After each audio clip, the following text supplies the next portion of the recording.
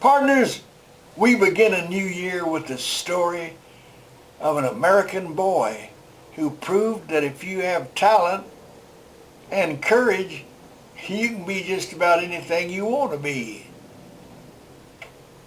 Our story begins on the very cold morning of December the 1st, 1939, in a little shack on the edge of the city of Garland, Texas. The owner of the shack was a grave digger. The cemetery where he worked had given him use of the shack as a place to live, primitive as it was.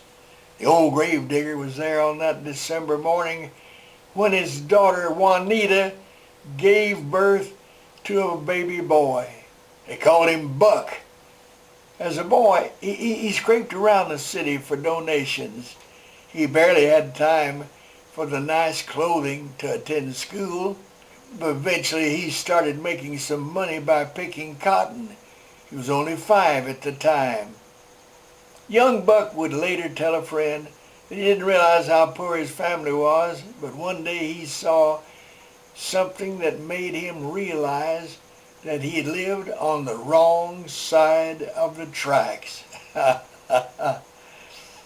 You see, one day while he was helping his grandfather dig a grave at the far end of the cemetery where the old dirt-floored shack was, he looked across the fence. What he saw was a lot of wealthy-looking white men knocking a little white ball around. He also noticed that each of the men had a helper, a young boy carrying his bags and giving him tips on how to play each hole.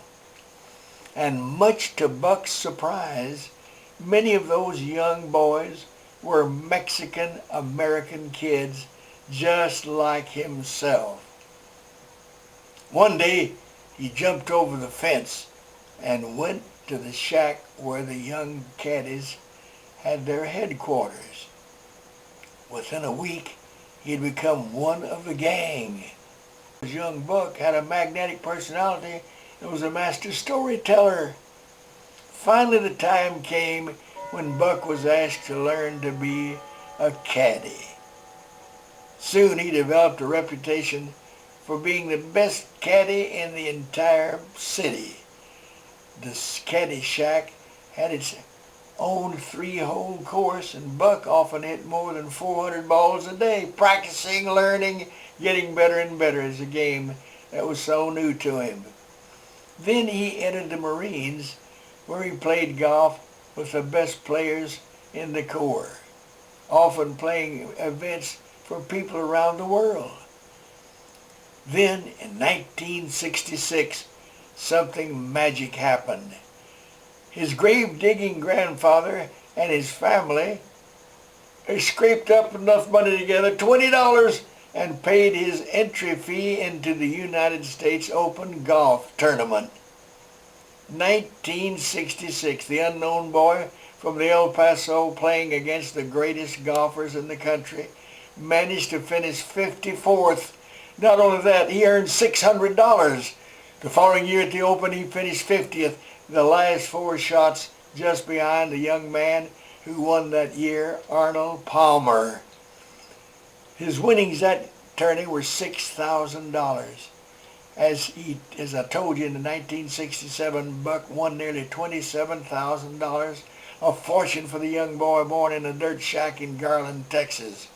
And the next few years, he rose through the ranks. The next year, he became the first player to shoot all 4 regulation rounds under par at the U.S. Open.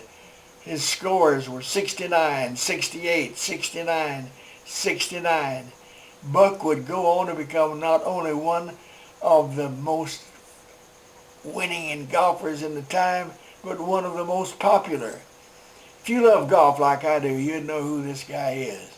He's Lee Trevino, the young American-Mexican boy who charmed his way into the hearts of caddies at the country club next to the cemetery, where his grandfather was a grave digger. Then he went on